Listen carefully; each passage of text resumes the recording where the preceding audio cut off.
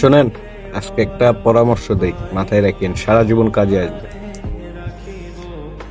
ভালো থাকার জন্য কারো কাছে যাইয়েন না যে আমি ওর কাছে গেলে ভালো থাকবো।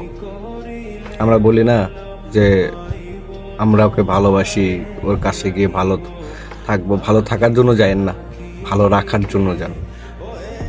একজন মানুষকে ভালোবেসে তাকে ভালো রাখার জন্য যান। যে কাজে মানুষটা হ্যাপি থাকবে সে কাজটা করেন।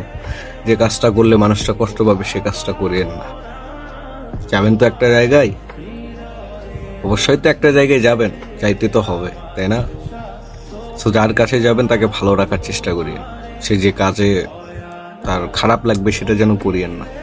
মিথ্যা বলে তাকে যেন ঠকায়েন না। আর কোনো মায়ের সন্তানের চোখের পানি আপনি ছড়ায়েন না। আর কোনো মায়ের সন্তানকে কান্না করায়েন না। আর কোনো মায়ের সন্তানের জীবনকে নষ্ট করে দিয়েন না। আর কোনো মায়ের সন্তানের কাঁধে মিথ্যা অপবাদ দিয়েন না। আর কোনো মায়ের সন্তানের জীবন ধ্বংস করে দিয়েন না। সুতরাং এরপরে যার কাছেই যাবেন তাকে ভালো রাখার জন্য যাবেন। সে ভালোবাসায় যেন সম্মান থাকে, শ্রদ্ধা থাকে। ভালোবাসায় কখনো আত্মসম্মান থাকে না। মানুষ যখন ভালোবাসে তখন আত্মসম্মানের চিন্তা করে না যে আমি এই কাজটা করলে আমার সম্মান চলে যাবে। না, মানুষ কুকুরের চাইতেও যদি নিচু কিছু থেকে থাকে, মানুষ সেই লেভেলে চলে যায়। মানুষ নিজের আত্মসম্মানকেও বিসর্জন দেয়। আমি দিছি, আপনি দেখছেন না? আপনার জন্য আমি নিজের আত্মসম্মান হারাইছি, নিজের সবকিছু হারাইছি, সবকিছু, ইচ অ্যান্ড এভরিথিং।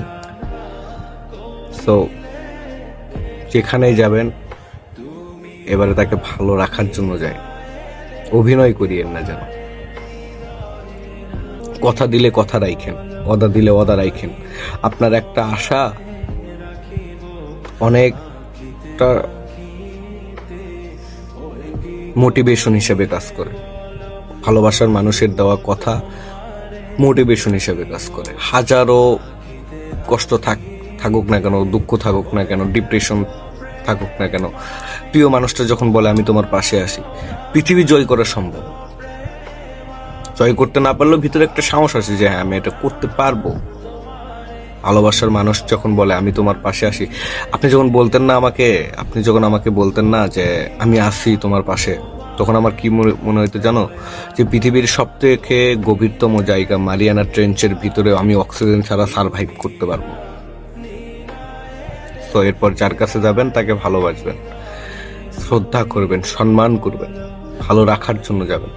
বেঈমানি করবেন না। আর কোনো মায়ের সন্তানের জীবন নষ্ট করিয়েন না। ভালো থাকবেন।